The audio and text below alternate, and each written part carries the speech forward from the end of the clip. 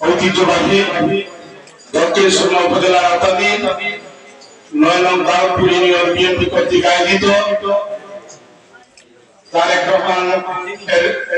শিবপত্র বিতরণ অনুষ্ঠানের সিলাম union BNP সংগ্রামী সভাপতি মল্লিক ভাই মঞ্চে উপস্থিত সংগ্রামী সভাপতি আফতাবউদ্দিন ভাই মঞ্চে উপস্থিত দাউদপুর ইউনিয়ন বিএনপি